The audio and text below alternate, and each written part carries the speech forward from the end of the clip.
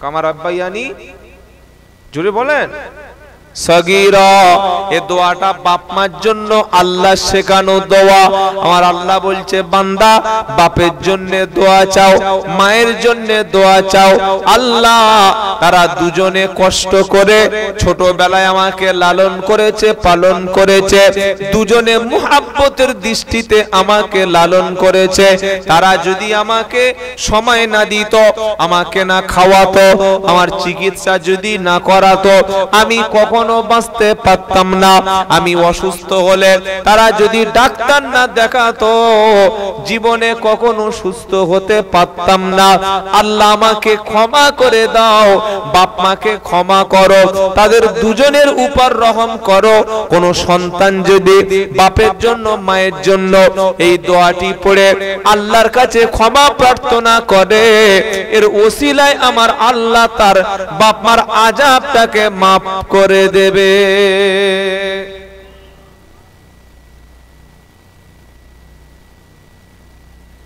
আচ্ছা, আপনাদের এখানে কোরআন খতম হয় নিজে পড়েন না অন্য কাউকে দিয়ে পড়ান? হ্যাঁ, মানে আমার বাপ মা মরে গেলে আমি এক খতম দু খতম যে পড়তে হয়, এটা লোক দিয়ে পড়ান না নিজে পড়েন? কোনটা? লোক টোক এসে পড়ে না তো? হ্যাঁ, ঠিক আছে। এই গত বছর আমি যে মসজিদে থাকি, জুমা পড়াই, একটা মেয়ে ছেলে বলছে হুজুর এক খতম পড়ে দেবে। ক খতম? এক। কেন? বললে এক খতম পড়ে দিলে এর সওয়াবটা আমার বাপ মা, দাদা দাদি, নানা নানি, শ্বশুর শাশুড়ি, কজন হলো? মাথা কি আপনাদের হ্যাং হয়ে গেছে? বাপ মা, দাদা দাদি, নানা নানি, শ্বশুর শাশুড়ি, কজন? এইবার ঠিক আছে, 8 জনের জন্য এক খতম পড়ে দেবে। কত দিতে হবে? 1 লাখ টাকা। কত? 1000 নয়, 1 লাখ। বলে ও আল্লাহ, আমাদের আগের হুজুর 500 টাকায় এক খতম। 500 টাকায় এক খতম। এলাম, দেখো খালা, 500 টাকায় যে এক খতম পড়েছে আর আমি যে 1 লাখ টাকায় এক খতম পড়বো, এই সিস্টেমটাই ইসলাম বিরোধী। টাকা দিয়ে আপনি আলেমকে দাওয়াত করে দ্বীনের মাসআলা শিখুন, অসুবিধা নাই। টাকা দিয়ে কাউকে বাড়িতে এনে একটু দোয়া করুন, অসুবিধা নাই। কিন্তু 500 টাকা, 1000 টাকা, 2000 টাকা কারোর হাতে ধরিয়ে দিয়ে তোমার বাপ আর তোমার মা, তোমার দাদা, তোমার দাদি, তোমার নানা নানি, এই 6 জন 8 জনের নামে একটা রোজ দিয়ে তুমি এক খতম পড়িয়ে নিলে, এই সিস্টেমটা তোমাকে কে চালু করেছে? নামটা বলো। না, আমার আব্বা মা দাদা দাদি সব করতো। শোনো, আল্লাহর নবী সাল্লাল্লাহু আলাইহি সাল্লাম তিনি বলেছেন, ওয়ালাদিন সলিহিন ইয়াদউ লাহু, এমন একটা সন্তান তুমি রেখে যাও যে সন্তান যেন তোমার জন্য দোয়া করতে পারে। সন্তানের দোয়াটা আল্লাহ কবুল করবে, সন্তানের কান্নাটা আল্লাহ কবুল করবে, সন্তানের চাওয়াটা আল্লাহ কবুল করবে। তো যাকে যে চাইতে এসেছে, যে কাঁদতে এসেছে, যে খতম পড়তে এসেছে, ও বিনা পয়সায় ও তোমার সন্তানের মধ্যে পড়ে না পয়সার মধ্যে পড়ে? কিরম খতম পড়া হয় জানেন? আউযু বিল্লাহি মিনাশ শাইতানির রাজিম, বিসমিল্লাহির রহমানির রহিম, ইয়া আইয়ুহাল্লাযীনা আমানু ইন্নাল মালায়ালাউন। সকাল 8টা বাজে, ওই চা দাও। আর ছোটবেলায় একটু মাদ্রাসা কিছু দুষ্টু ছেলে আছে, তো ওরা কি করতে জানেন? যখন দেখছে 8-9টা বেজে গেছে, পড়তে গেছে কারোর বাড়ি, টিফিন টিফিন দেয় না, তখন পড়তো অন্নাশিতাতি নাস্তা ওয়ান্নাশিতাতি নাস্তা ওয়ান্নাশিতাতি নাস্তা নাস্তা। মানে কি দাও? বাড়িগুলো বলছে এ টিফিন টান টিফিন টান টিফিন টান টিফিন টান। কি বলছে? কি চালাক মাল, একবার বুঝতে পেরেছেন? অন্নাশিতাতি নাস্তা শুরু করে দিয়েছে। আল্লাহর কসম করে বলছি, আপনি নিজে কোরআনটা শিখুন, আপনার সন্তানকে কোরআন শিখুন, কোরআনটা শেখান। আমার নবী বলেছেন, যে ব্যক্তি কোরআনের একটা অক্ষর পড়বে, আল্লাহ তাআলা তার আমলনামায় 10টা নেকি দান করে দেবে। একটা অক্ষরে কটা? জোরে বলো, 10টা। কেউ যদি পড়ে বিসমিল্লাহির রহমানির রহিম, এই বিসমিল্লাহর মধ্যে অক্ষর আছে 19টা। 19 আর 10 গুণ করলে 190টা। আপনি শুধু যদি বিসমিল্লাহির রহমানির রহিম পড়েন 190টা নেকি। নেকি দরকার আছে? আছে আছে আছে, পড়বেন। কিন্তু হাফেজ সাহেবকে ভাড়া করে টাকা দিয়ে আমার বাপের জন্য কাঁদাতে হবে, আমার মায়ের জন্য হাফেজ সাহেব কোরআন খতম করে যাবে, এই সিস্টেমটা ইসলামে ছিল না, এটা সুন্নাহর মধ্যে পড়ে না।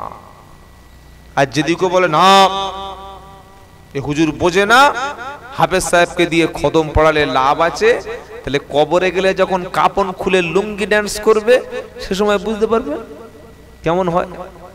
লাভ আমার, আমি আপনার খেয়েছি, আপনার টাকা নিয়েছি, মাঝখানে নেকিটা আমি নিয়ে চলেছি, পুরো লাভটা আমার, আর আপনি পুরো ঝাড় খেয়ে গেছেন।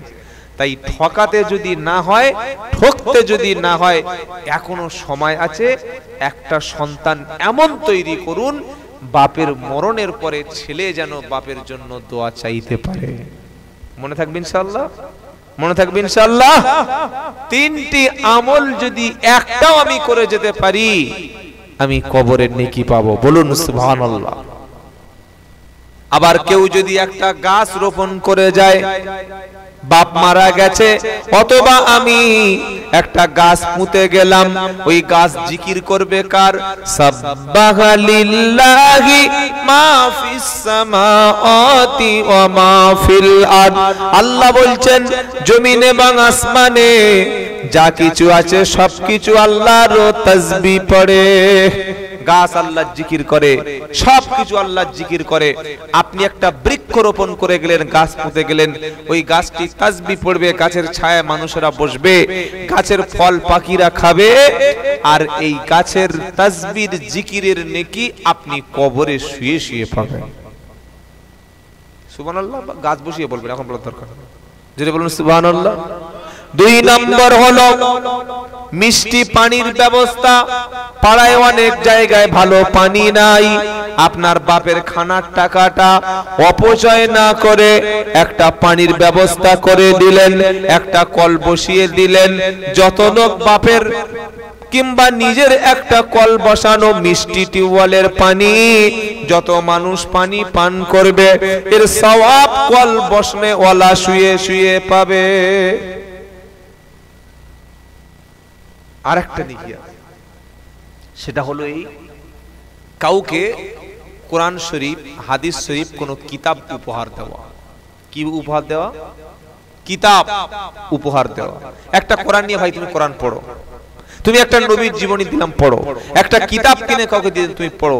আপনার কিতাব, আপনার বই থেকে যত লোক পড়বে, যত লোক এর থেকে আমল করবে, এই নেকিটা কবরে শুয়ে শুয়ে পেয়ে যাবেন। জোরে বলুন সুবহানাল্লাহ। এবার বলুন, 1.5 লাখ টাকা, 2 লাখ টাকা মোষ মেরে, গরু মেরে হাইব্রিড হুজুর আনছে, আর হুজুরদের পয়সার অভাব আছে? হ্যাঁ, আমি আব্দুল্লাহ জুবাইর বলছি, শুনুন।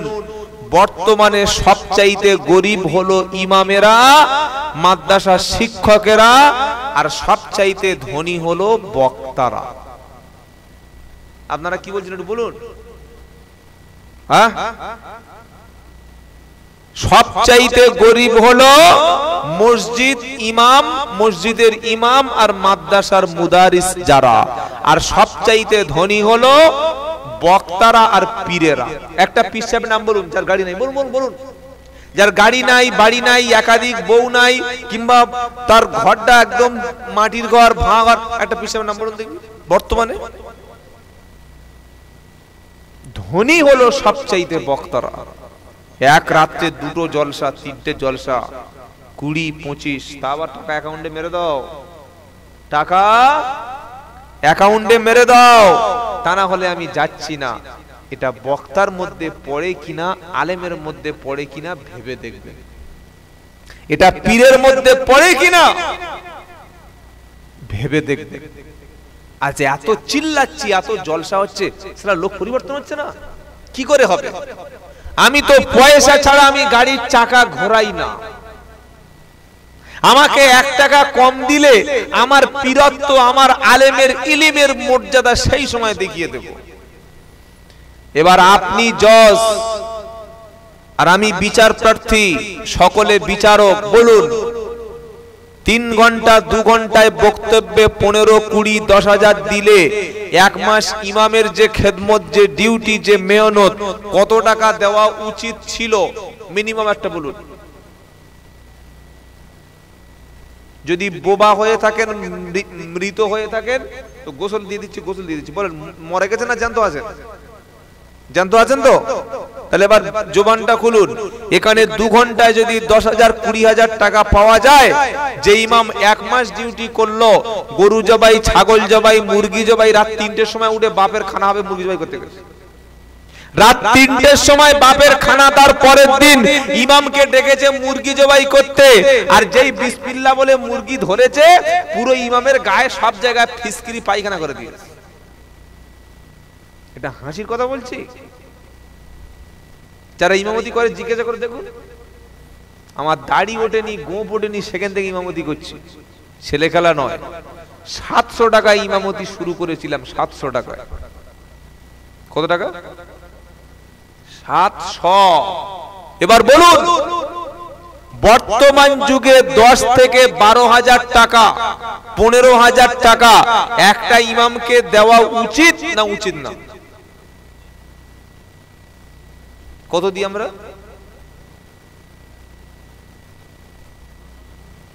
আপনি ইমাম রেখেছেন না মসজিদে আপনি কাজের লোক রেখেছেন? জলসায় বক্তাকে ফোন করে বলছে, হুজুর কত ভিজিট, লজ্জা লাগে না? শরম লাগে না? সামান্য ইনসাফ লাগে না?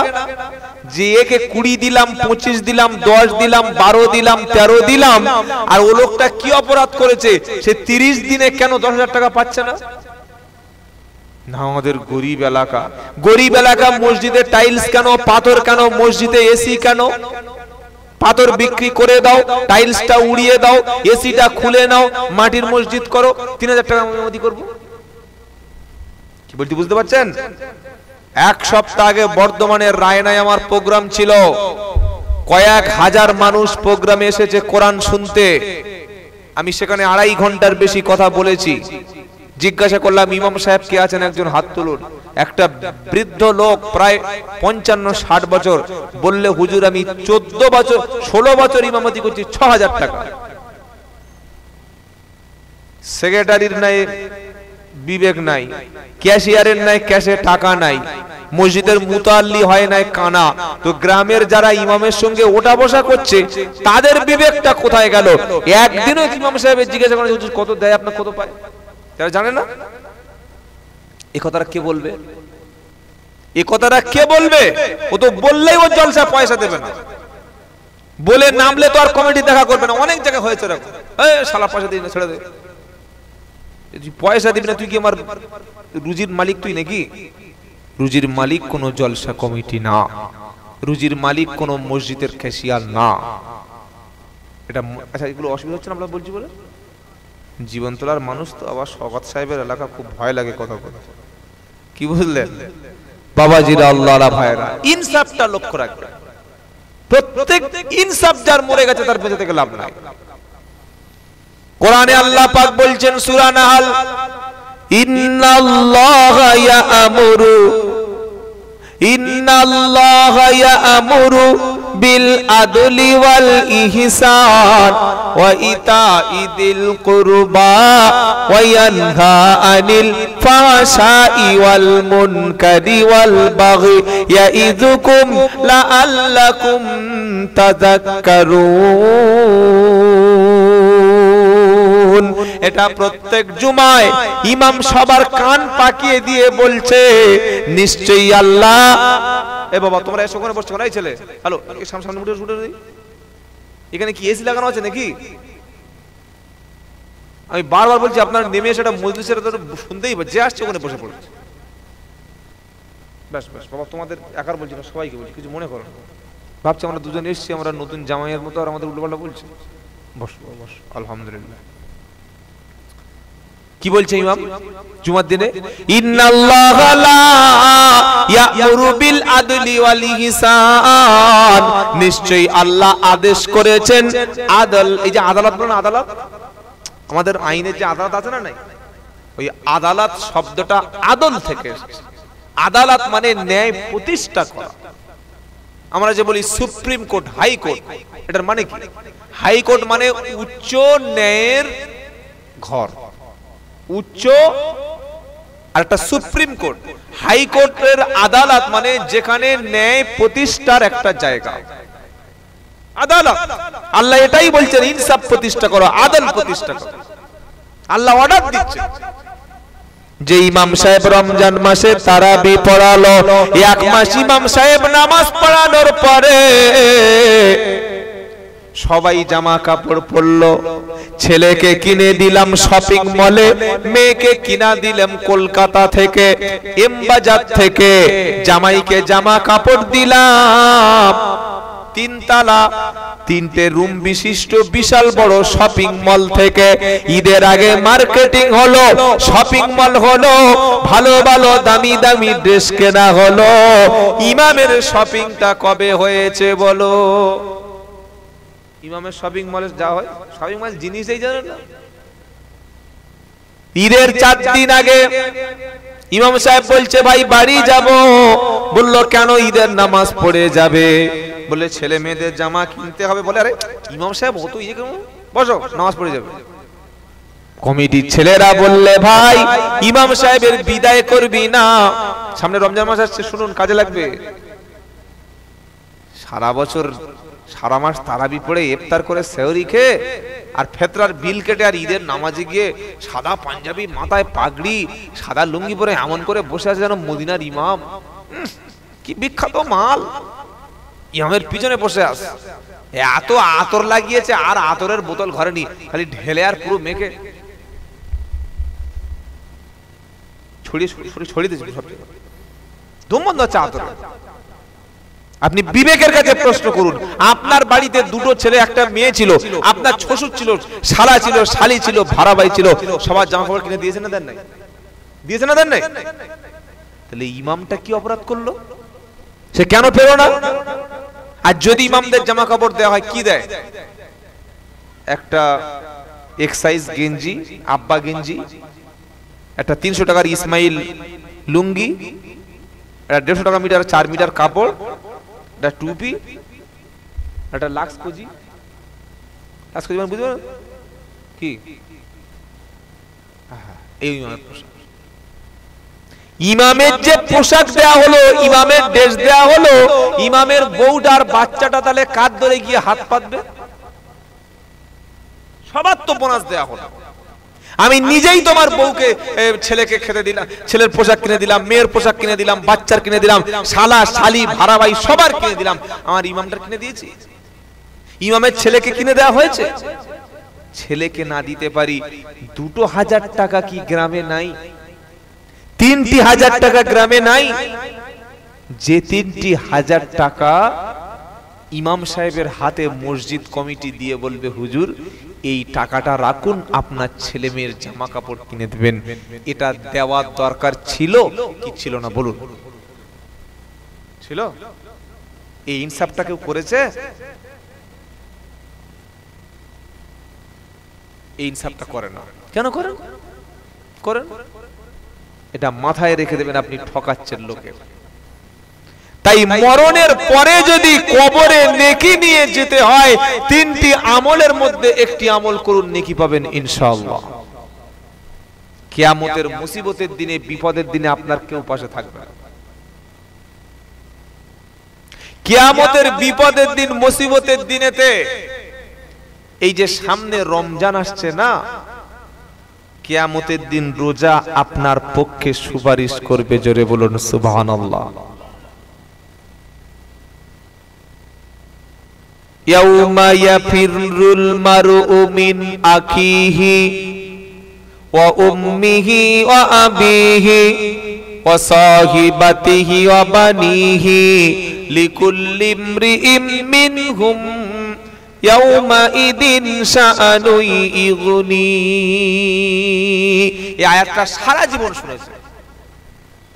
ভাই সেদিন পালিয়ে যাবে, আব্বা সেদিন বলবে আমার ছেলে নাই, মা সেদিন বলবে আমার পেটে কাউকে ধরি নাই, স্বামী সেদিন বলবে স্ত্রী বলতে কেউ ছিল না, স্ত্রী বলবে স্বামী বলতে জীবনে কাউকে চিনতাম না। সবাই যখন পালিয়ে যাবে কেউ কারোর পক্ষে কথা বলবে না।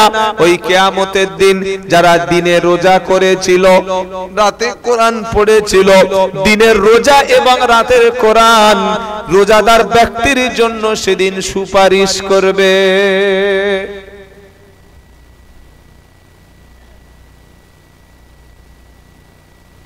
সাহারি, ইফতার, তারাবি, কিয়ামুল লাইল, এটা হচ্ছে রমজানের হক। বলুন সুবহানাল্লাহ।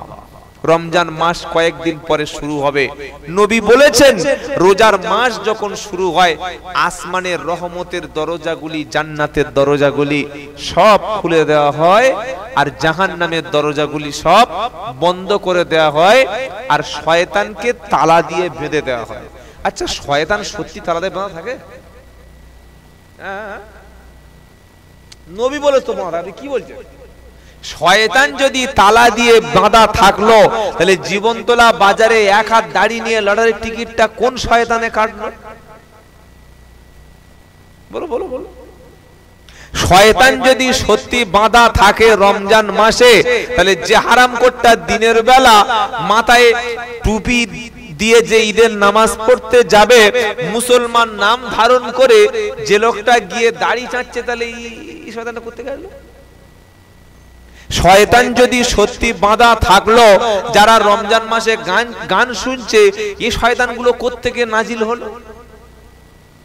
কি বলছি বুঝতে পারছেন না? তো নবী তো বলেছে শয়তান বাঁধা, তারা শয়তানটা আসছে কোত্থেকে?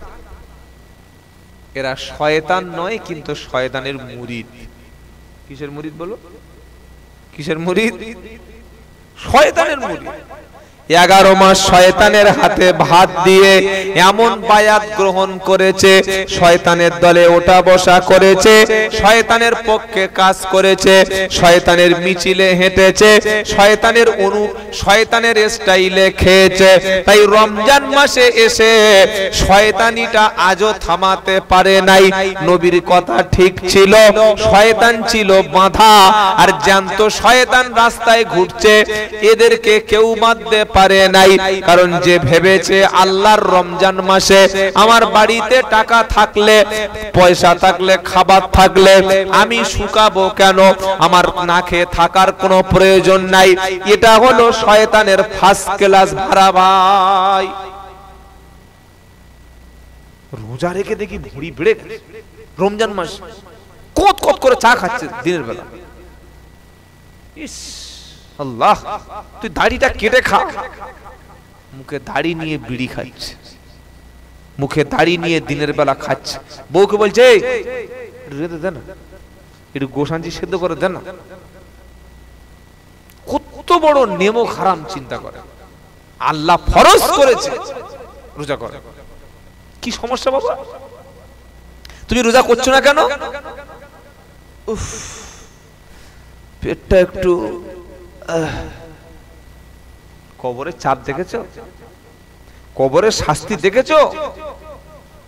আল্লাহ এক শ্রেণীর ব্যক্তিদের জন্য রোজার কিছু রুখসাত করেছে, রোজার জন্য কিছুটা ছাড় দিয়ে রয়েছে। বলুন সুবহানাল্লাহ। তারা কারা? কোরআন শোনাচ্ছে। ফামান কানা, আমি আয়াত খুতবায় বলেছি, কি বলেছি? শাহরু রমাদানাল্লাযী উনজিলা ফীহিল কুরআন হুদাল লিন-নাসি ওয়া বায়্যিনাতিম মিনাল হুদা ওয়াল ফুরকান ফামান শাহিদা মিনকুমুশ শাহরা ফালইয়াসুমহু ওয়া মান কানা মিনকুম মারিদান আও আলা সাফারিন ফাইদ্দাতুম মিন আইয়ামিন উখর। আল্লাহ বলছেন ফামান শাহিদা মিনকুমুশ শাহরা ফালইয়াসুমহু, যে ব্যক্তি রমজান পাবে সে যেন রোজা রাখে। প্রত্যেকটা সুস্থ।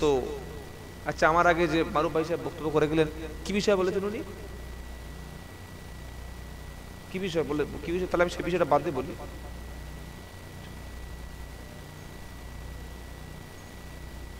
তো আমি তো সেই কথা বললাম, আপনাকে বললেন যে এটা বলা হয়ে গেছে, বললেন না? একই ইনজেকশন দুবার কেউ নিলে বাঁচবে? এই হচ্ছে আপনাদের ভুল রে ভাই। একই যেটা বলে গেছে ফেস মানা করলেন যে হুজুর বলে গেছে। আচ্ছা, রোজার বিষয়ে বলেছে কি? রোজার বিষয়, রোজা সিয়াম নিয়ে, তারাবি নিয়ে, ইফতার নিয়ে কিছু বলেছে কি? বলেনি তো? তার দু চারটা কথা শুনুন। আর না খেয়ে কতক্ষণ বকবো বলুন তো? সন্ধ্যা থেকে খাওয়া দাওয়া কিছু নাই, আসলাম ছুটোছুটি করে, টেনেই তুলে দিলে আর কি করা যাবে? আর আমাদের এইভাবে যতদিন বেঁচে যায়, বেঁচে থাকি।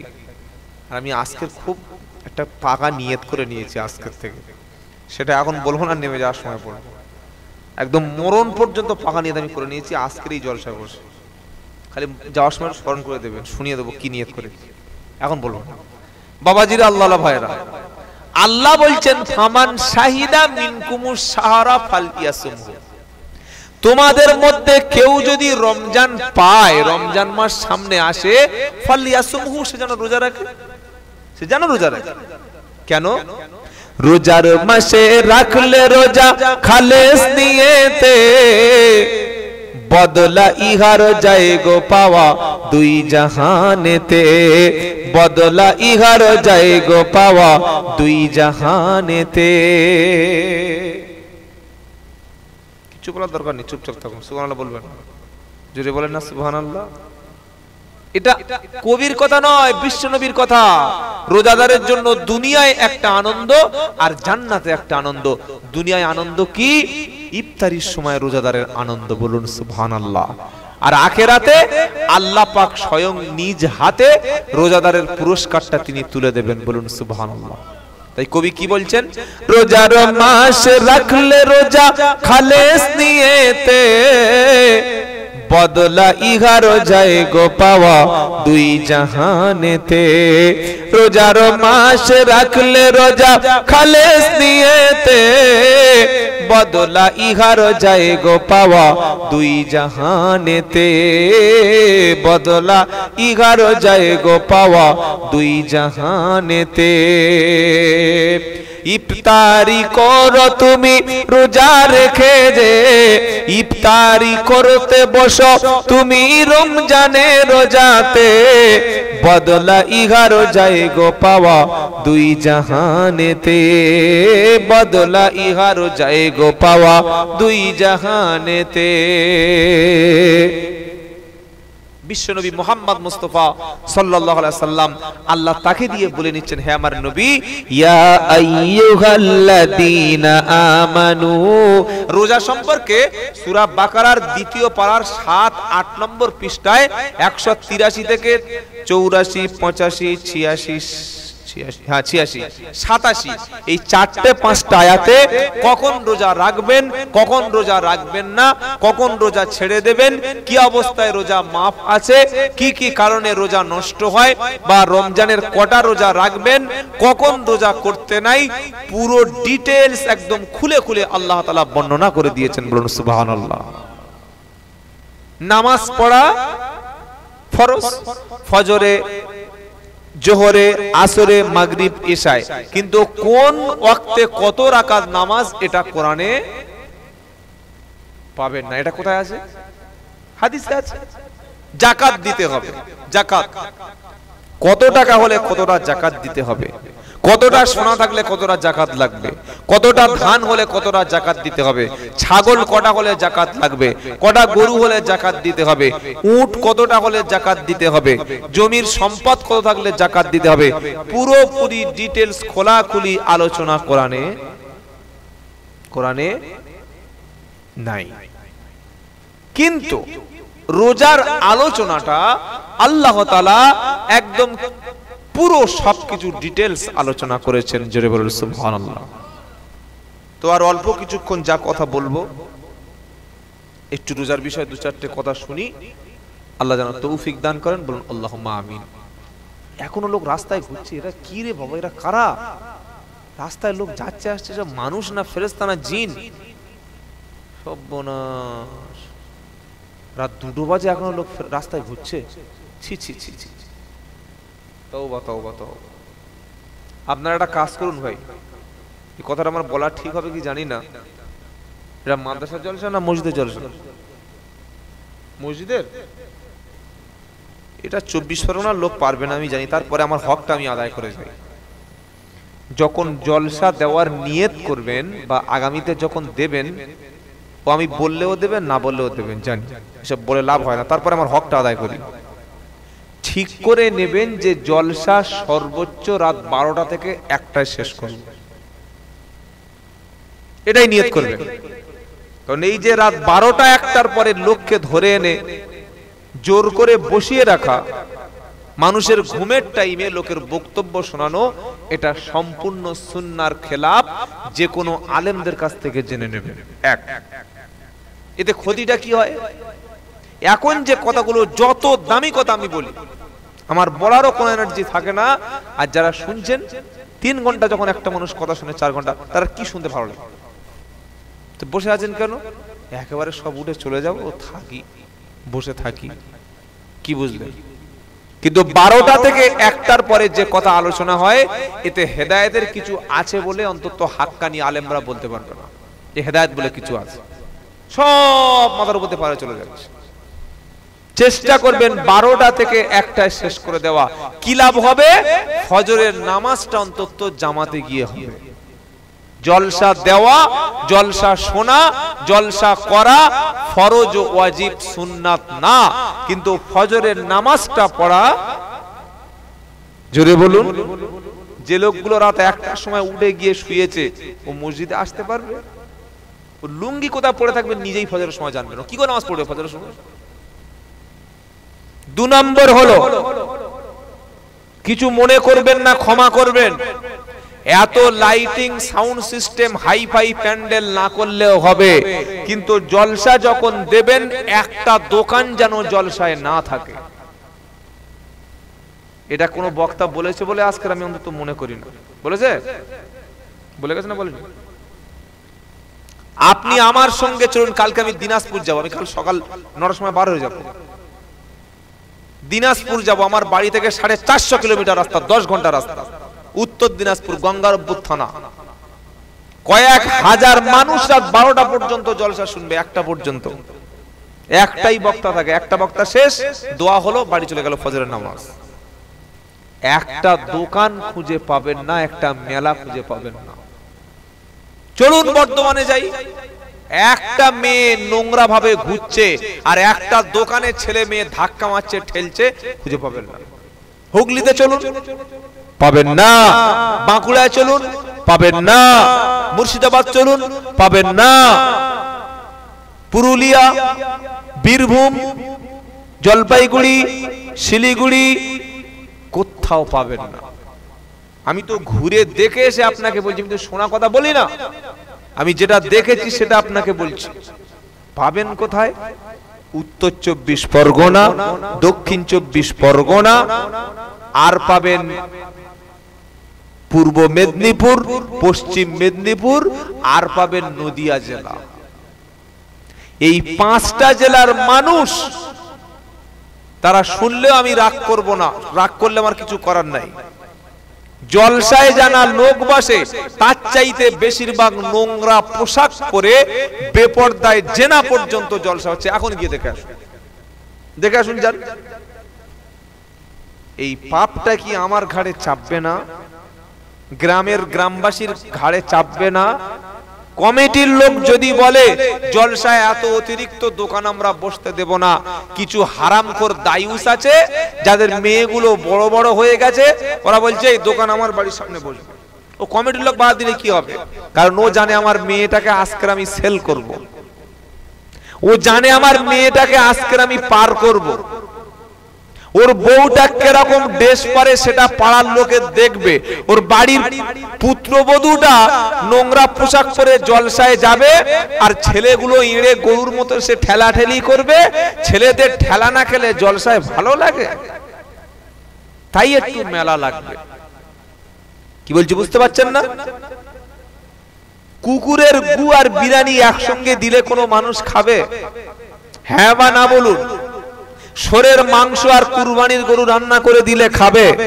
খাবে না। তাহলে কোরআনের মজলিসে, দিনের মজলিসে যেখানে জলসা হয় তার পাশে নোংরামি আর মেলা চলবে, এটা কমিটি মানা করলেও শোনে না।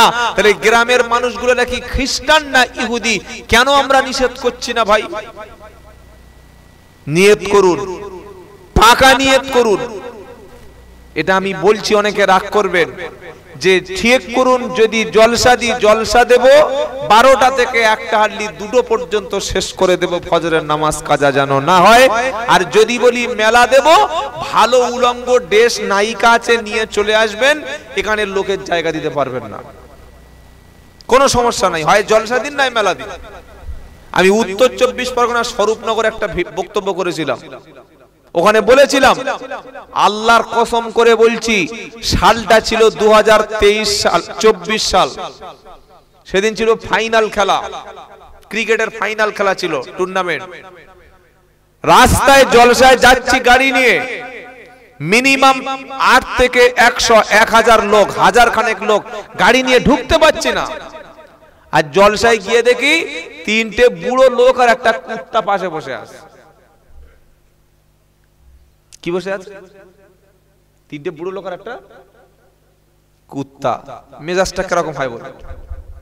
আমি বললাম ভাই, আমাকে দাওয়াত করে আনার উদ্দেশ্যটা আপনাদের কি? যদি আপনি জলসায় না বসবেন, না আসবেন, তা আমাকে আনলেন কেন? আর আমাকে এনেছেন ঠিক আছে, আমি আসলে 2-4টে লোক হয়তো আসবে। তাহলে এই যে মেলা ঠেলে ঠেলে আমাকে আসতে আসতে হলো, মেয়েরা সাইড দিচ্ছে না, কেউ এরকম মারছে, কেউ বুক দিয়ে ঠেলছে, কেউ পিঠ দিয়ে মারছে, মানে ঢুকতেই পারছে না জলসায়। কি এটা? তুমি ইহুদির বাচ্চা, তুমি খ্রিস্টানের বাচ্চা, তুমি কাওরার বাচ্চা, তুমি জৈনর বাচ্চা, বলে দাও না আমার মরণের পরে জানাজা পড়বে না, বলে দাও মরণের পরে কাফন পরবো না, তো তুমি দুনিয়ার এরকম নোংরা পোশাক পরে ছেড়েছো কেন? তুমি নিজেকে মুসলমান বলে প্রমাণ করতে চাইছো, আর মেলার দিন মেয়ের হট ড্রেস কিনে জলসায় ছেড়ে দিয়ে আর বসে বসে আল্লাহুম্মা সল্লু আলা সাইয়্যিদিনা, ছাল ছাড়িয়ে নুন দেবে ফেরেশতারা, সইয়ে বার করে দেবে। খুব বললাম, যেগুলো বন্ধ করুন, হারাম। শরিয়াতে হালাল আর হারাম কোনোদিন এক হতে পারে না। বাংলাদেশ বিশ্ব ইজতেমা হয় জানেন? জানেন না? হ্যাঁ বা না বলুন। আমাদের 24 পরগনার মগরাহাট, এটা পশ্চিম বাংলার সর্বপ্রথম দাওয়াতি নুরানি মার্কাজ, যেখান থেকে বাংলায় দাওয়াত ছড়িয়ে পড়েছিল, তার নাম হচ্ছে মগরাহাট। কি বলছেন আপনারা বলুন? মাওলানা আব্দুল গফফার সাহেব, আরো যত সব আল্লাহওয়ালারা ছিলেন বা যারা বর্তমানে এখন আছেন, ওই যে মেম্বার বা ওই যে জায়গায় দাওয়াতের বয়ান হয়, যে বক্তব্য হয়, সেখানে বক্তার নাম থাকে? জোরে বলুন। এরকম প্যান্ডেল থাকে, ক্যামেরা থাকে, গেট থাকে, সাউন্ড সিস্টেম থাকে, মেলা থাকে, দোকান থাকে, নারীর ঠেলাঠেলি থাকে, পতিতাদের মতো পোশাক পরে কোনো মেয়ে ঘরে, বক্তাকে জানে না, নাম জানে না, মাইকের কোনো নাই, সাউন্ড সিস্টেম কিচ্ছু নাই, সিম্পল একটা বয়ানে হাজার হাজার লক্ষ লক্ষ মানুষ শুনে আল্লাহ রাস্তায় দিনের জন্য বার হয়ে যায়, কয়েক মাস ঘুরে এসে নবীর সুন্নাত অনুযায়ী বাড়িতে ফিরে এসে আল্লাহর ওলি হয়ে যায়। সুবহানাল্লাহ। এটা দেখার পরে যদি আপনার চোখ না খোলে, তো আমি ছুরি নিয়ে জবাই করলে আপনার হুঁশ ফিরবে না। কি বলছি বুঝতে পারছেন না? এজন্য আমি বলি ভাই, জলসায় হেদায়েত আর নাই।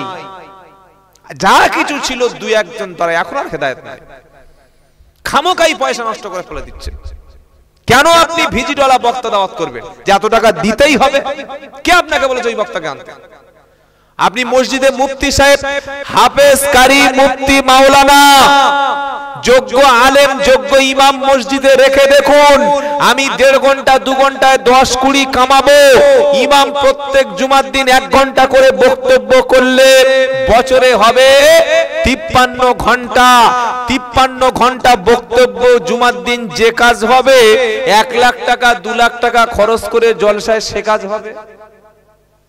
আর এই কথাটা সাহস করে কেউ বলবে জলসায়, বললে তো জানবে শালা আমার আর দাওয়াত করবে না। কেন? আমার বিনা পুঁজির ব্যবসাটা আমি বন্ধ করতে যাচ্ছি, যা হয় চল। মনে রেখে দেবেন সিস্টেমটাই ভুল। তাই আপনারা জ্ঞানী গুণী সচেতন ঈমানওয়ালা দাওয়াতের পবিত্র মেহনতের সঙ্গে জুড়ে আছেন, আলেমদের ভালোবাসেন, হাক্কানি ওলি যারা তাদের সোহবতে থাকেন, আগামীতে এই কাজ করবেন না। হয় জলসা দিন আর তা না হলে মেলা দিন, দুটোর মধ্যে একটা ঠিক করে আজ থেকে নিয়ত করে নিন, মাশওয়ারা অনুযায়ী কাজ করবেন। আমি অন্তত আশা করিনি যে এই রকম জায়গায় এই কাজটা হবে। আমার মাদ্রাসায় চাম্পাটি আমি যেখানে থাকি জলসা হয়, একটা দোকান আমি বসতে দিই না। ওই হ্যাঁ দুজন বইটই কিতাব এনেছে বাবা বিক্রি করে, কিছু মানুষ ইলম চর্চা করছে। কি বলছি বুঝতে পারছেন না? এর জন্য কমিটির কোনো দোষ নাই। কেন? ওই যে গ্রামের কিছু হারামখোর শুকনো বেঈমান আছে, নাফরমান আছে, মাতাল আছে, তেড়েলখোর মাল আছে, গাঁজাখোর মাল আছে, ওরা জলসার দিন এনজয় করবে, মেয়ে নিয়ে ঘুরবে, ফুর্তি করবে, শালির মুখে ফুসকা তুলে দেবে, ওই জন্য জলসায় দোকান বসিয়েছে। এটা সত্য বলছি না মিছে কথা বলছি? এ কথা বললে গুলি খাওয়ারও ভয় আছে, মেরে দেওয়ারও ভয় আছে, এটা মাথায় রেখে দেবেন। তাই নিয়ত করুন, যদি জলসা দিই সুন্নাহ অনুযায়ী চলবে, আর যদি না দিই তাহলে একটা মেলা দেব, গোনাটা ভালো করে হবে। সেই যখন জাহান্নামে যাব তো ভালো করেই যাই, তো হাফ হাফ গিয়ে কি লাভ আছে? হাফ বিড়ি, হাফ গাঁজা, হাফ নামাজ, হাফ গান, হাফ জলসা, এমনি তো জাহান্নামে যাব, ভালো করে পড়বো। আল্লাহুম্মা আজিরনা মিনান নার, নাউযু বিল্লাহি মিন যালিক, আউযু বিল্লাহি মিনাশ শাইতানির রাজিম, লা হাওলা ওয়ালা কুওয়াতা ইল্লা বিল্লাহ। আল্লাহ হেফাজত করুন। জোরে বলুন, জোরে বলুন আল্লাহুম্মা আমিন। জাহান্নামের আযাব সহ্য করতে পারবেন না। وسيق الذين كفروا إلى جهنم زمرا حتى إذا جاءوها فتحت أبوابها وقال لهم خزنتها ألم يأتكم رسل منكم يتلون عليكم آيات ربكم وينذرونكم لقاء ইয়াউমিকুম হাদা। 24 পারা 5 পৃষ্ঠা 5 নম্বর লাইনের 71 নম্বর আয়াত সূরা জুমারে আল্লাহ পাক শোনাচ্ছে, কিয়ামতের দিন যেদিন আল্লাহ জাহান্নামীদেরকে হাঁকিয়ে নিয়ে জাহান্নামের দিকে নিয়ে চলে যাওয়া হবে, জাহান্নামী আল্লাহর দুশমনদের যখন জাহান্নামের কাছাকাছি নিয়ে যাওয়া হবে, আর যাওয়ার আগে থেকে জাহান্নামের দরজাখানা খুলে যাবে। সুবহানাল্লাহ, সুবহানাল্লাহ, আল্লাহু আকবার। কি আশ্চর্য কথা! বিশাল বড় বড় আগুনের দরজা সব খুলে যাবে। وقال لهم خزنتها, জাহান্নামীদেরকে প্রশ্ন করা হবে, জাহান্নামীদেরকে জাহান্নামের ফেরেশতা, তার নাম হচ্ছে মালিক, মালিক জিজ্ঞাসা করবে, এ জাহান্নামীরা কেন তোমরা জাহান্নামে এলে? আলাম ইয়াতিকুম রুসুলুম মিনকুম, তোমাদের কাছে আল্লাহর পক্ষ থেকে কোন বার্তা বাহক কি গেল না? কোন কোরআনের দায়ী, দ্বীনের দায়ী কি গেল না? তোমাদের মসজিদে কি ইমাম ছিল না? তোমাদের এলাকায় কোনদিন দাওয়াতের সাথীরা যায়নি? কোন হাক্কানি আল্লাহওয়ালা ওলি বান্দারা তারা কি দ্বীনের দাওয়াত তোমাদের কাছে পৌঁছায়নি? তোমাদের কাছে কোরআনের কথা, জাহান্নামের আযাবের কথা কি কেউ তোমাদের কাছে কেউ বলে নাই? ইয়াতুলুনা আলাইকুম আয়াতি রাব্বিকুম, আমার আয়াত থেকে কোরআন থেকে তোমাদের কাছে কি কেউ কথা শোনালো না? ওয়ায়ুনদিরুনাকুম লিকা ইয়াউমিকুম হাদা, আর আল্লাহর সামনে দেখা করতে হবে এই বিষয়ে তোমাদের কাছে কে কেউ সতর্ক করে দিল না? তখন জাহান্নামীরা বলবে, ক্বালু বালা, হ্যাঁ আমাদের কাছে সতর্ককারীরা এসেছিল, জান্নাত জাহান্নামের কথা বলেছিল, আমরা শুনেছিলাম কিন্তু মানতাম না।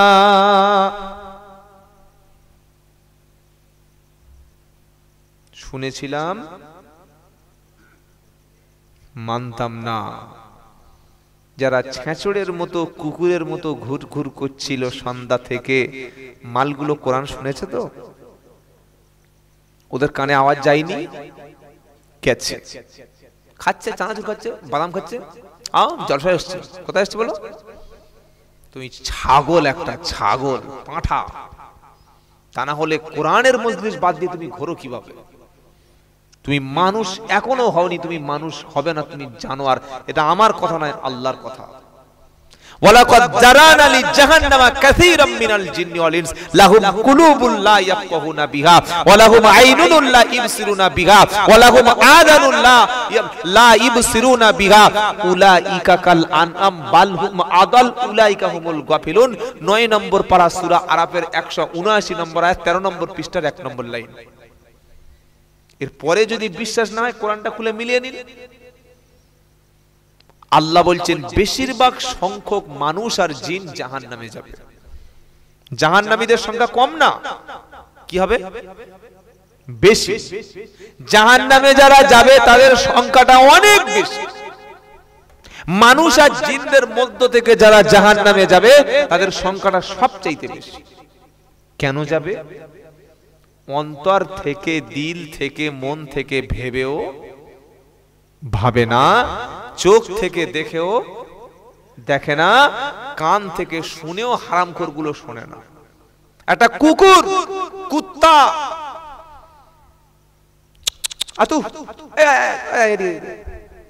একটু মাংস ছুড়ে দিলে আসবে না? আসবে না?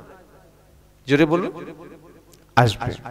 একটা ছাগলের মুখে দুটো ঘাস, আসবে না? আসবে না?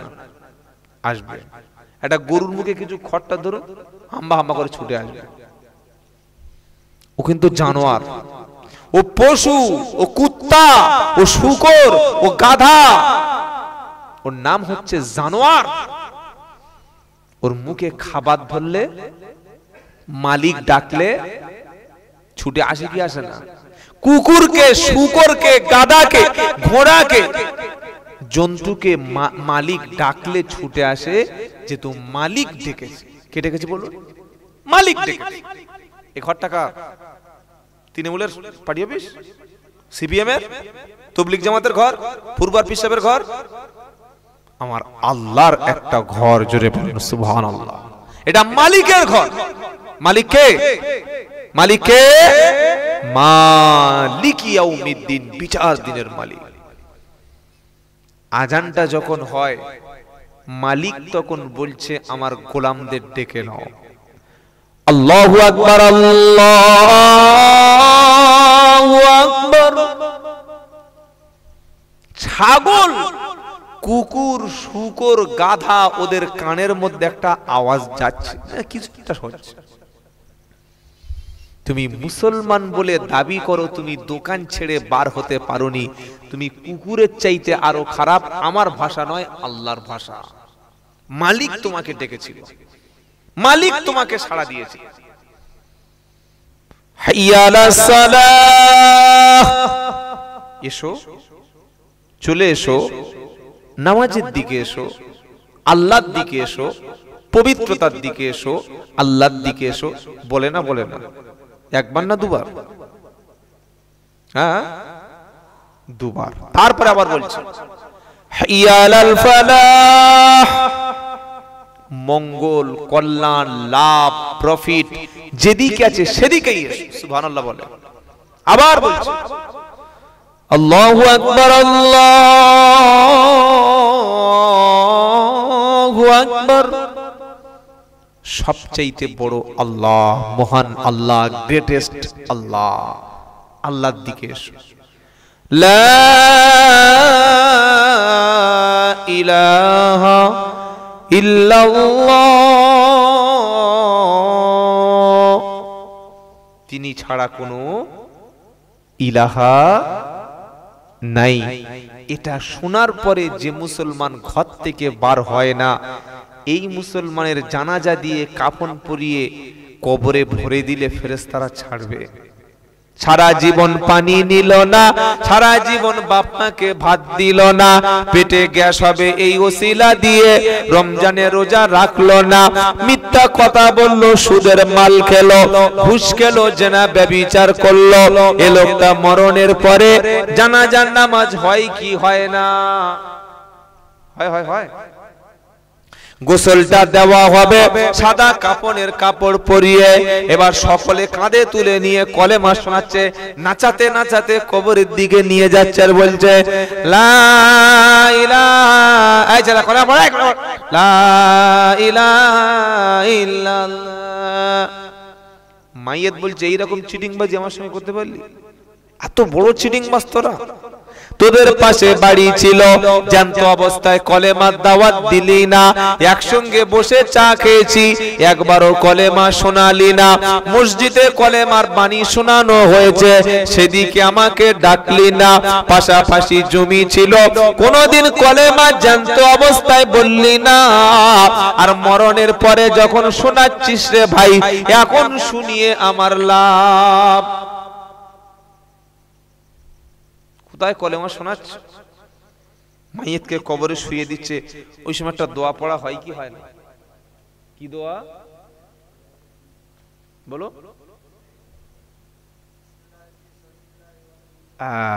বিসমিল্লাহি ফি সাবিলিল্লাহ ওয়া আলা মিল্লাতি। এই দোয়াটা আপনারা জানেন না? জানেন, কিন্তু ভাবছে কোথাকার মাল কোথায় লাগাই। কাটার মলম যদি চুলকোনায় দেওয়া যায় আর চুলকোনার মলম যদি কাটা দেওয়া হয়, ও তো লাভ হবে, লাভ হবে না? বিসমিল্লাহি ফি সাবিলিল্লাহ ওয়া আলা মিল্লাতি রাসূলিল্লাহ, এই দোয়াটা বলে একটা মুসলমানকে কবরে মাদফুন করা হলো।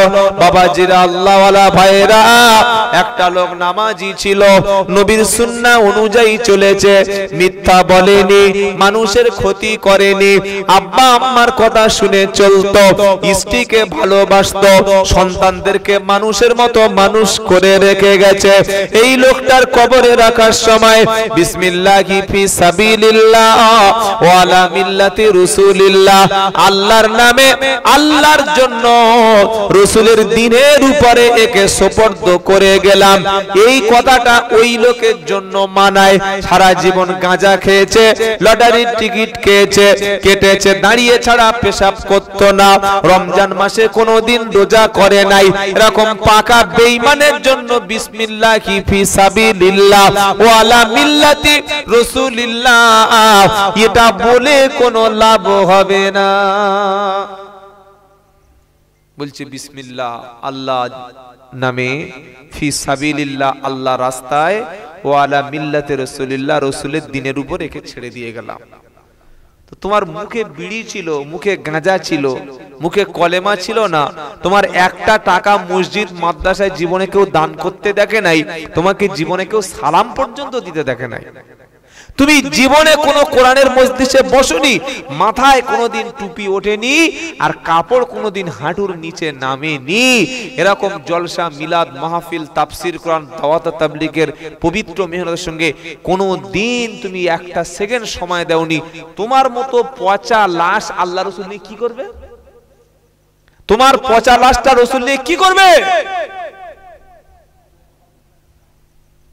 পচা লাশ ফেলে দেবে ফি সাবিলিল্লাহ মিল্লাতে রাসূলিল্লাহ।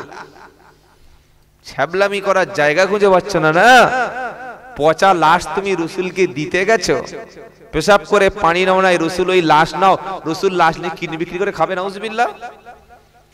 কোনদিন এই দোয়া বেনামাজির জন্য বলবেন না, মদখোরের জন্য এই দোয়া বলে লাভ হবে না, পাকা সুদখোরের জন্য এই দোয়াতে কোনো কাজ হবে না। নামাজ ছিল, কোরআন ছিল, জীবনে হয়তো দুই একটা ভুল টুল করেছে, মাঝে মাঝে হয়তো আল্লাহর ক্ষমা করে দেবেন, দেবেন কি দেবেন না? মসজিদের শত্রু ছিল, মাদ্রাসার দুশমন ছিল, কোরআন ওয়ালাদের দুশমন, আলেমদের সঙ্গে দুশমনি করেছে, মুসলমান নামটুকু সহ্য করতে পারে না, তার মরণের সময় ফি সাবিলিল্লাহ মিল্লাতে রাসূলিল্লাহ। আল্লাহ আমাদের সবাইকে ফি সাবিলিল্লাহ বুঝে বলার তৌফিক দান করুক, সকলে বলুন আল্লাহুম্মা আমিন। আর বেশি সময় নাই, অল্প দু চারটে কথা বলে বিদায় নেব, কারণ যা পরিস্থিতি সারা রাত শুনিয়ে লাভ হবে না, আর কতক্ষণ আপনার থাকবেন আমি জানি না, শুধু ধরে বেঁধে আপনাদের কষ্ট দেওয়া হচ্ছে। এই জন্য আবারও স্মরণ করে দিচ্ছি, কিছু করার আগে আলেমদের সঙ্গে মাশওয়ারা করে সিদ্ধান্ত করবেন, জীবনে ঠকতে হবে না। আর যে নিয়ত আজকের করে নিয়েছি সেটা আমি বলে দিয়ে যাই, এটা আজকের এই নিয়তটা এখানে এসে করলাম। আমি যতদিন পৃথিবীতে বেঁচে থাকবো, 10 বছর বাঁচি, 20 বছর বাঁচি, আর একদিনও বাঁচি, রাত 1টার পরে জীবনে আর জলসা আমি করব না। এই নিয়তটা আজকের আমি এখানেই বসে করে নিলাম ইনশাআল্লাহ। তাতে বাড়ি ঘুমোই তাও আমার ভালো। কেন? আমি এতদিন যা বুঝেছিলাম ওটা আমার ভুল ধারণা ছিল। কারণ 1টার পরে মানুষের কাছে দিনের কথা বলা মানে দিন ইসলামকে মানুষকে জোর করে চাপিয়ে দেওয়ার মতো হয়। কি বলছি বুঝতে পারছেন না? আপনারা শুনছেন, আপনাদের দেখে আমার সত্যি খুব কষ্ট লাগছে। ঘুমে ঢলছেন, তারপরে উঠতে পারছেন, সব চলে গেলে লোক কি বলবে? আর কমিটির লোকেরা দাওয়াত করে ভাবছে যে পয়সাটা বেকার যাবে, যা হোক কিছুক্ষণ চলুক। কি বুঝলেন? এটা আমাদের কথা। বাবাজিরা, আল্লাহওয়ালা ভাইরা, সারা রাত জলসা শুনবো কিন্তু ফজরের নামাজ কাজা করব, এই টেন্ডেন্সি যেন না থাকে। আগে নামাজ, আগে কি? নামাজ। নামাজ ছাড়বেন না, নামাজ ছাড়বেন না, কোরআন ছাড়বেন না, মসজিদ ছাড়বেন না, আলেম ছাড়বেন না, দাওয়াত ছাড়বেন না, ওলামা ছাড়বেন না, তাবলীগ ছাড়বেন না, দ্বীনি মার্কাজ ছাড়বেন না। ইনশাআল্লাহ বলুন দেখি। তবে কামিয়াব আসবে, তবে জীবনে হেদায়েত আসবে। এর বাইরে কোনো হেদায়েত নাই। লম্বা চওড়া সুর বয়ানে কোনো হেদায়েত নাই। একটা দায়ীর কথা বলছি শোনেন। মাওলানা তারিক জামিল হাফেজাহুল্লাহ নাম শুনেছেন? শোনেন নাই? পাকিস্তান। উনি একদিন এক জায়গায় দাওয়াতে গেছেন। দাওয়াতের কাজে গিয়ে একটা ক্লাবে তিনি দাওয়াত দিতে গেছেন। ক্লাবটা হচ্ছে নাইট ক্লাব। কি ক্লাব বললাম? নাইট ক্লাবে কি হয় জানেন? নারী আর পুরুষ এক জায়গায় এসে ড্যান্স করে, মদ খায়, উলঙ্গ নাচে, শেষে আরো নোংরা কাজ করে। তিনি ওই ক্লাবে গিয়ে ডাকলেন, একজন যুবক এসে বলছে, কে? বললে, আমি মোহাম্মদ তারিক জামিল। কি ব্যাপার? টুপি দাড়ি পাঞ্জাবি নিয়ে ক্লাবে কেন? এখানে এসেছেন কেন? আপনার জায়গা তো মসজিদ, আপনার জায়গা তো মার্কাজ, আপনার জায়গা তো মাদ্রাসা, এখানে কেন? বলে, শোনো, তোমাদের মধ্যে তোমরা কি মুসলমান? একজন বলে, হ্যাঁ আমি মুসলমান। তাহলে শোনো। না না না না, সময় নেই, সময় নেই। ও আল্লাহ আল্লাহ ঝামেলা করছে, আমরা একটু গান বাজনা। বলে, দেখো আমি পাশের মসজিদে এসেছি, 3 দিনের জন্য এসেছি পাশের মসজিদে, বা কিছুক্ষণ থাকবো এখানে, কলেমার দাওয়াত দিতে এসেছি। যদি তোমার হাতে সময় হয়, তুমি আগামীকাল মাগরিব বাদ মসজিদে গিয়ে যে অবস্থায় আছো ওই অবস্থায় বসবে। শুনছেন আপনারা? বাবা শুনছেন? আমি জানি এখন আর বক্তব্য কাজ হবে না, সে টাইম পার হয়ে গেছে। যে ছেলেটা গান করছিল, বাজনা করছিল, ড্যান্স করছিল, হাতে মদের বোতল ছিল, নারীর হাত ধরে ফুর্তি করছিল, এনজয় করছিল, ওই ছেলেটি সারা রাত মাতাল হয়ে গান করে সকালবেলা ঘুম থেকে উঠেছে 12:30 1টার সময়। মদের নেশা কেটে গেছে, মাথার কাছে একটা কথা তার মনে উঠেছে যে যদি তুমি মুসলমান হও, সন্ধ্যার পরে মাগরিব বাদ মসজিদে 5 মিনিটের জন্য এসো। কথাটা বলেছিলেন আল্লামা তারিক জামিল হাফিজাহুল্লাহ, বিশ্বের বিখ্যাত একজন দায়ী ইলাল্লাহ। বলুন সুবহানাল্লাহ। সারা জীবন জীবনী শুনেছেন, ঘোড়ার ডিম শুনেছেন, বোতল ফাটানো ঘটনা শুনেছেন, পানির উপর নামাজ পাটি বিছিয়ে নামাজ পড়া শুনেছেন, জঙ্গলে গিয়ে 12 বছর, বললে আমার পীর সাহেব জঙ্গলে গিয়ে 12 বছর ইবাদত করেছে। তো পীর সাহেব 12 বছর জঙ্গলে গিয়েছে, পীর সাহেবের বউটা তখন কি বন্ধক দেয়া ছিল? জঙ্গলে 12 বছর যখন গেছিল, পীর সাহেবের উপরে জুমার নামাজ ফরজ ছিল না? ছিল কি ছিল না? জামাতে নামাজ পড়া ওয়াজিব ছিল না? রমজানে রোজা করা ফরজ ছিল না? তো জঙ্গলের মধ্যে মসজিদ আছে? আর যদি কোনো লোক 12 বছর জঙ্গলে যায়, তার বিবির হকটা কি এসে জিবরাইল আদায় করেছে? বাঁচা গল্প বলে দিল, লোক বলল চল। মানুষদেরকে মিথ্যা কথা বোঝানো হয়েছে, জঙ্গলে না গেলে নাকি পীর হয় না, জঙ্গলে না গেলে নাকি ওলি হয় না। এটা পুরো পিওর 100% মিথ্যা কথা। ইসলামে সন্ন্যাসীর কোনো জীবন যাপন নাই, ইসলামে সন্ন্যাসী নাই। আল্লাহর নবীর কাছে 3 জন ব্যক্তি গিয়ে বলছেন রাসূলের আমল বলুন। আয়েশা সিদ্দিকা বলেন, নবী নামাজ পড়ে, আবার মাঝে মাঝে রাতে একটু ঘুমায়, আমাদের সাথে সময় দেয়, মাঝে মাঝে রোজা করে, মাঝে মাঝে রোজা ছেড়ে দেয়। 3 জন বলল, কি বললেন? আল্লাহর নবীর এই আমল? 3 জনে বার হয়ে যাচ্ছে রুম থেকে, আলোচনা থেকে, পর্দালাল থেকে। বলছে, একজন বলল আমি জীবনে বিয়েই করব না, আর একজন বলছে আমি রোজাই ছাড়বো না, সারা বছর রোজা করব, আর একজন বলছে আমি তাহাজ্জুদ কাজা করব না। আর ওই এট দা টাইম আল্লাহর নবী সাল্লাল্লাহু আলাইহি ওয়াসাল্লাম ওই সময় প্রবেশ করছে। এই তোমরা দাঁড়াও, কি বলছিলে? বললেন, না হুজুর, আমরা নিয়ত করেছি আমি সারা জীবন বিয়ে করব না, কারণ বিয়ে করলে বউয়ের পিছনে সময় দিতে হবে, আর যদি রাত্রেবেলা তাহাজ্জুদ না পড়তে পারি। আরেকজন বলল আমি সারা দিন রোজা করব, সারা বছর রোজা। আরেকজন বলল আমি সারা রাত নফল পড়ব। নবী বললেন, তোমরা কি আমার চাইতে বড় বুজুর্গ হয়ে গেছো? কারণ আমি নবী রোজা করি, আবার মাঝে মাঝে রোজা ছাড়ি, আমি তাহাজ্জুদ পড়ি, আবার বিবির সাথে সময় দিই, আমি সারা রাত কিন্তু জাগি না, আর সারা বছরও আমি রোজা। নবী 3টে রোজা করতেন মাসে মাসে। আর নিকাহু মিন সুন্নতি ফামান রাগিবা আন সুন্নতি ফালাইসা মিন্নি, বিয়ে করা আমার সুন্নাত, যে করলো না সে আমার উম্মত না। সুতরাং আমি ঘুমাই, আবার নামাজ পড়ি, একটানা সারা রাত নামাজ পড়ি না, একটানা প্রতিদিন রোজা করি না। বিবিরও হক আছে, বাচ্চারও হক আছে, শরীরেরও হক আছে।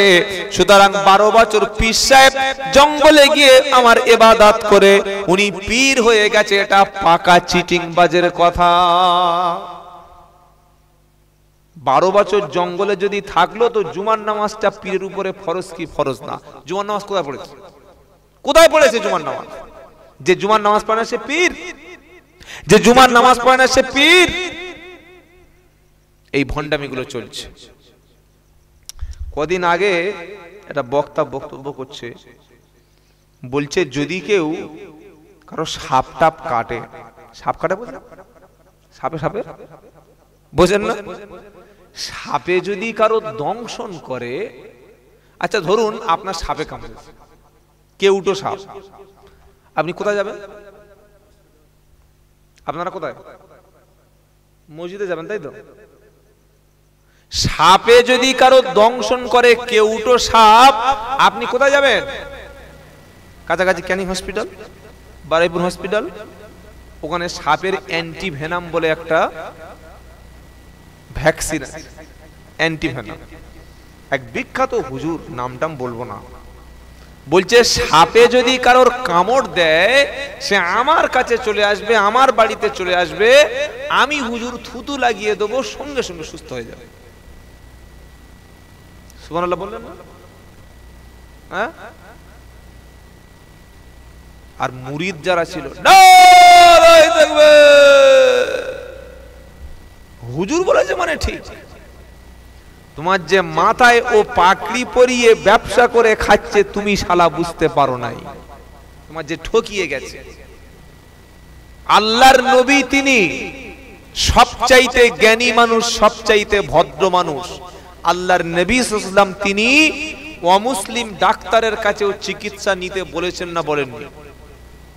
বলেছেন। রোগ হলে ডাক্তার দেখানোর কথা, চিকিৎসার কথা ইসলামে আছে। সাহাবারাও চিকিৎসা গ্রহণ করেছেন। যখন আমি বলবো সাপে কামড়ালে হসপিটালে যাবে না, আমার বাড়িতে এসো, আমার মুখে থুতু দিলে সুস্থ হয়ে যাব, আমি চিকিৎসা বিজ্ঞানের বিরুদ্ধে কথা বললাম, আমার জেল হবে। আমি দেশের আইনের বিরুদ্ধে কথা বললাম। কেন?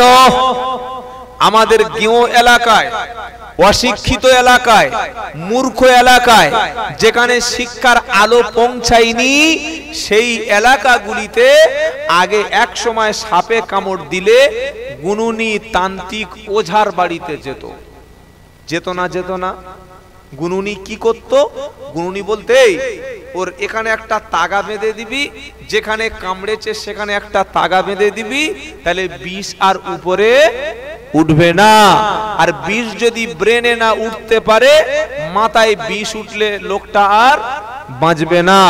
বলুন তো ভাই, যারা পড়াশোনা করেছেন, যদি একজন থাকেন উত্তর দিন, সাপে কামড়ানোর পরে সাপের যে বিষটা ওটা মানুষের মাংসে প্রবেশ করে নাকি শিরায় রক্তে প্রবেশ করে? রক্তে। রক্তে যখন প্রবেশ করে সাপের বিষটা, তখন রক্ত চলাচল, সিস্টোলিং ডায়াস্টোলিং সিস্টেমটাকে ধ্বংস করে ফেলে। রক্তটা তখন জমাট বেঁধে দেয়, আর ওই রক্তটা গিয়ে যদি হার্ট, বিষটা, সাপের বিষটা যদি গিয়ে হার্টের মধ্যে প্রবেশ করে, হার্ট ব্লক হয়ে যায়। ব্লকেজ হয়ে যাওয়ার পরে লোকটা সঙ্গে সঙ্গে হার্ট অ্যাটাক করে মারা যায়। বিষটা মাথায় ওঠে না হার্টে যায়? হাটে। রক্তের মধ্যে সঞ্চালন করে।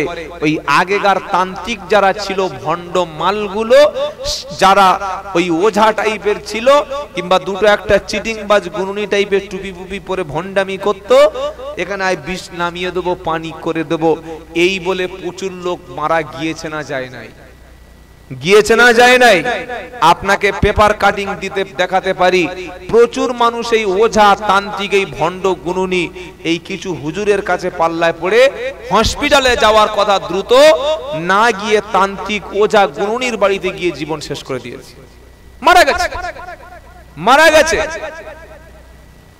ইসলাম সমস্ত ধর্মের সম্মান করে, কিন্তু ইসলাম মানবতার প্রবলেম সলভ করে। আপনার সাপে কামড়েছে, চিকিৎসার জন্য দ্রুত কাছাকাছি কোনো হসপিটালে চলে যাবেন। কোনো হুজুর, কোনো গুনুনি, কোনো তান্ত্রিক, কোনো ওঝার বাড়িতে গিয়ে বাবা ঝাড়িয়ে দাও, তার আগে দেখবেন বিষ হাটে পৌঁছে গিয়ে শেষ হয়ে গেছেন।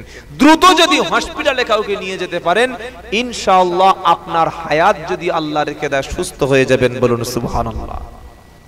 যারা এই কথাগুলো বলছে যে আমার থুতু লালা লাগালে সঙ্গে সঙ্গে বিষ পানি হয়ে যাবে, সুস্থ হয়ে যাবে, তার কাছে যদি একটা সাপ ছেড়ে দেয়া হয়, বলুন তো কেমন হবে? আগে দেখি তোমার ইমানটা, তারপরে লোকের দেখবো। এই কথাগুলো ইহুদি, খ্রিস্টানরা, নাস্তিকরা নিয়ে পৃথিবীতে সব জায়গায় ছড়াচ্ছে। দেখেছো?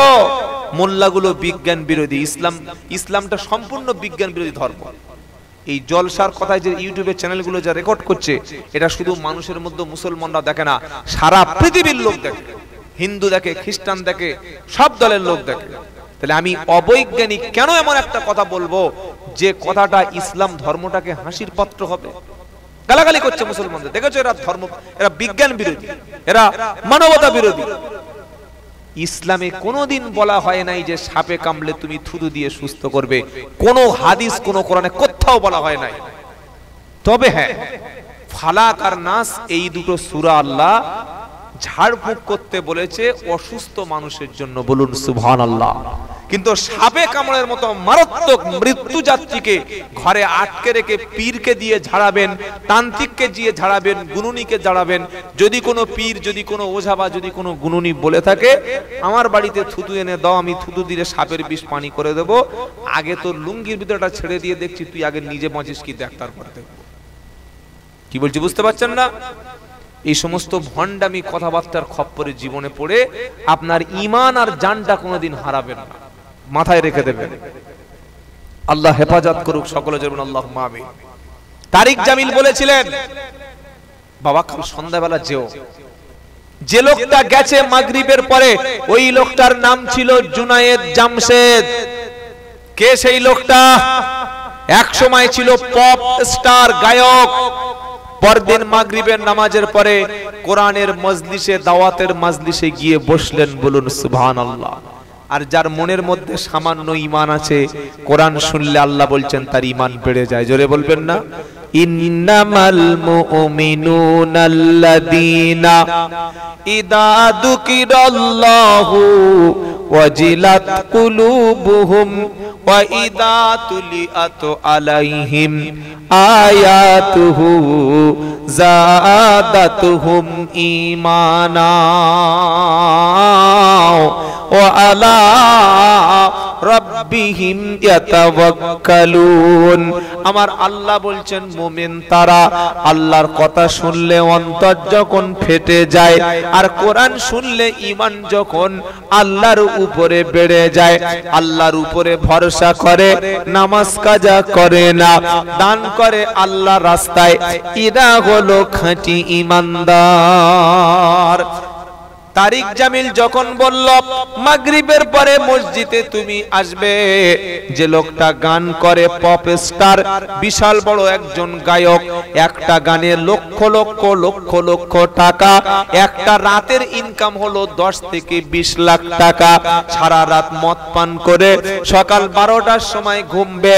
তারিক জামিলের কাছে সকালবেলা গেল, মাগরিবের নামাজের পরে গেল, ছোট্ট ছোট্ট বায়ান কথা, আখিরাতকে সামনে রেখে জাহান্নামের আলোচনা, জান্নাতের কথা যখন ডক্টর তারিক জামিলের মুখ থেকে শুনলো, ওই পপ স্টার যার নাম হলো জুনায়েদ জামশেদ, সেদিন তারিক জামিলের হাতে তওবা করে গান বাজনা ছেড়ে দেওয়ার সিদ্ধান্ত নিল।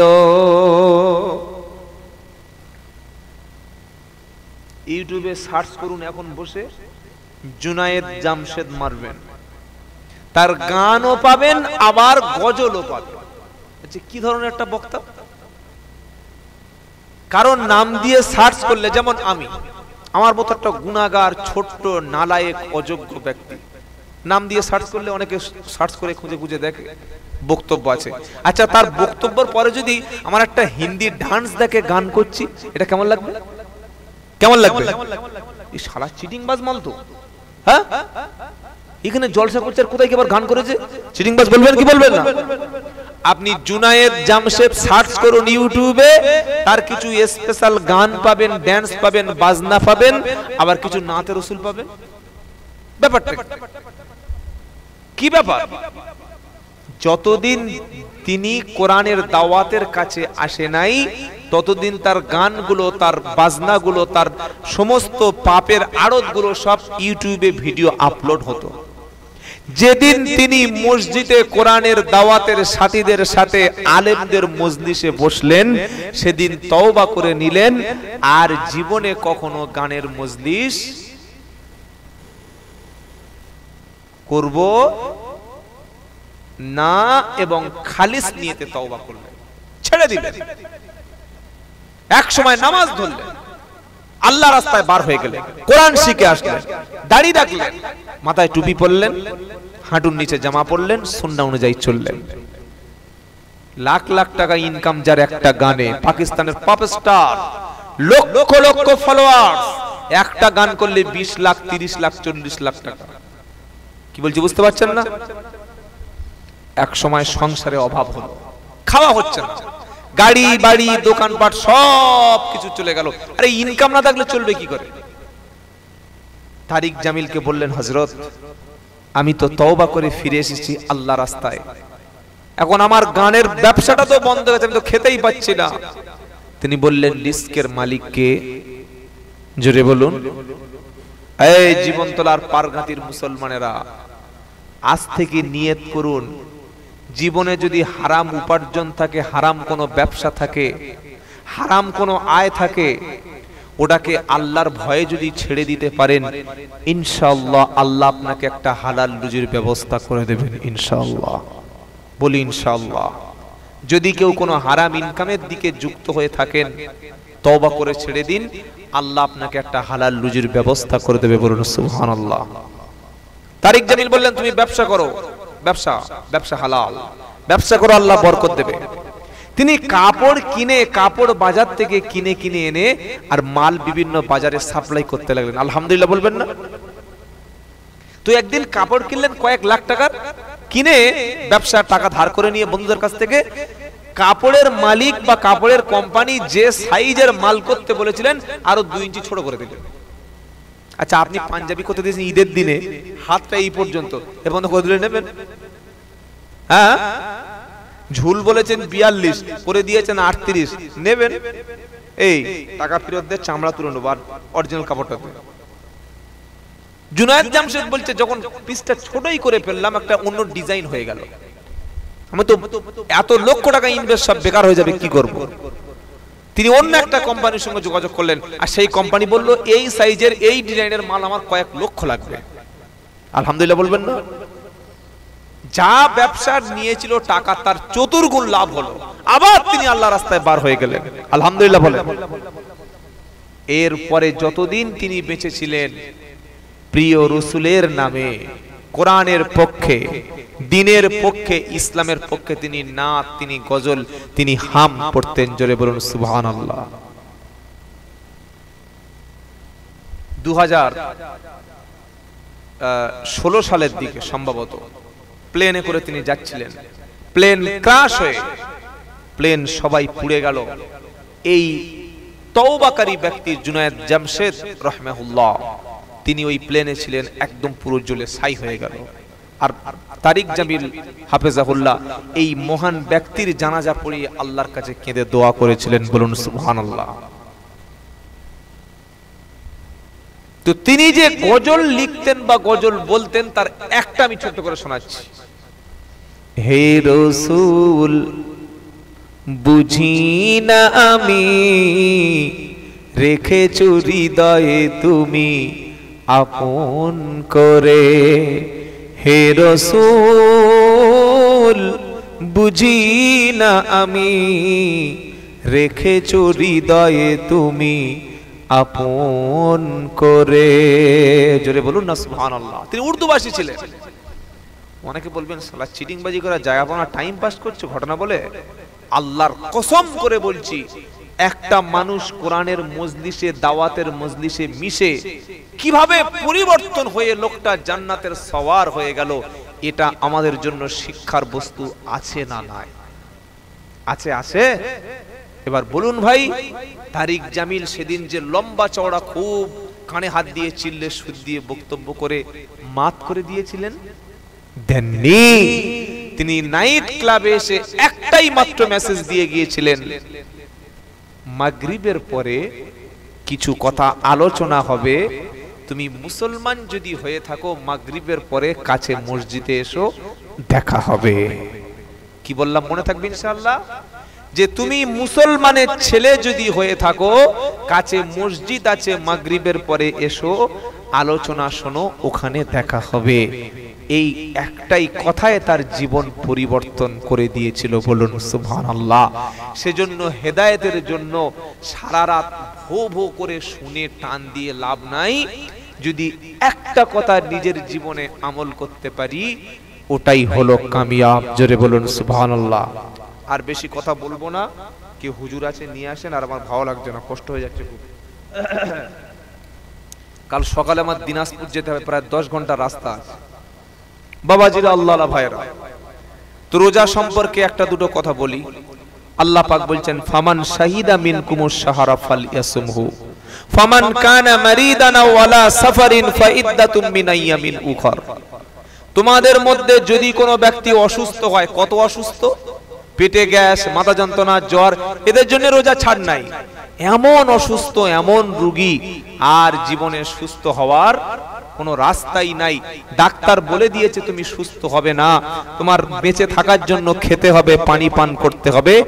এই রকম সিচুয়েশন যদি হয়, তাহলে তার জন্য রমজানের রোজা ছাড় দিয়ে সুস্থ হওয়া পর্যন্ত আল্লাহ তাকে ছাড় দিয়ে রেখেছেন। বলুন সুবহানাল্লাহ। আর বাড়ির মেয়েদের, মহিলাদের রোজা চলছে, রমজানে রোজা রেখেছে, একটা মেয়ে সাহারি খেয়েছে, হঠাৎ সকাল 10টার সময় তাদের যে মাসিক যে রোগ আল্লাহ দিয়েছে হঠাৎ চালু হয়ে গেছে, সে কি রোজা করবে? কি করবে তাহলে? সঙ্গে সঙ্গে খেয়ে ফেলবে না, তিনি রোজাকে ছেড়ে দেওয়ার নিয়ত করবেন। আর যে রোজাগুলো তার নষ্ট হয়ে যাচ্ছে, যেগুলো করতে পারছে না, রমজানের পরবর্তী সময় সেই ব্যক্তি করে দেবে। বলুন সুবহানাল্লাহ। তবে এমন অসুস্থ যদি কোনো ব্যক্তি হয়ে যায় যে আর জীবনে কোনোদিন সুস্থ হওয়ার উপায় নাই, ডাক্তার দেখিয়ে চিকিৎসা নিয়ে হয় না, সেই ব্যক্তির জন্য আল্লাহ বলছেন ফিদিয়াতুন তুআমু মিসকিন। রমজানে রোজা করার যদি শক্তি হারিয়ে ফেলে, রোজার পরে যদি সুস্থ হওয়ার মতো আর উপায় না থাকে, একটা রোজার পরিবর্তে একটা করে মিসকিনের খাবার দিতে হবে। কি বললাম বুঝতে পেরেছেন না? একটা রোজার পরিবর্তে একটা মিসকিনকে খাওয়াবে। মনে থাকবে ইনশাআল্লাহ। 3 নম্বর হলো, রমজান শুরু হলে আমরা তারাবির নামাজটা যেন জামাতে গিয়ে আদায় করি। 20 রাকাত তারাবি আমরা পড়ি, এটাই পড়বো। বলুন ইনশাআল্লাহ। ইনশাআল্লাহ বলেন। এবং রমজান মাসে 5 ওয়াক্ত নামাজ জামাত সহকারে আদায় করবেন। দিনের বেলা রোজা রেখে গীবত, পরনিন্দা, পরচর্চা এগুলো করবেন না। যখন সময় পাবেন রোজা রেখে হাক্কানি আলেমদের সোহবতে একটু বসবেন। বলুন ইনশাআল্লাহ। মসজিদের ইমাম সাহেবের কাছে বসবেন। আপনার পাড়ায় একটা ছেলে মাদ্রাসা থেকে পড়ে বাড়ি ফিরেছে, সে কোরআনের হাফেজ, সে আলেম। কোন আলেম কোন দলের দেখার দরকার নাই, তিনি একটা আলেম, তিনি একটা ছাত্র। আপনি কোরআন জানেন না, কোরআন পড়তে পারেন নাই, রমজান মাসে একটা মাস কোন তালেবুল ইলমের কাছে, কোন মাদ্রাসার ছাত্রের কাছে বসে অথবা আলেমের কাছে বসে সহি শুদ্ধভাবে কোরআনটা শিখে নেবেন। বলুন ইনশাআল্লাহ। জোরে বলুন ইনশাআল্লাহ। আর রমজান মাসে আমাদের এলাকাগুলিতে যেভাবে মাইকে ভণ্ডামি করা হয়, এটা শরীয়ত না, এটা জায়েজ কাজ না। কি রকম?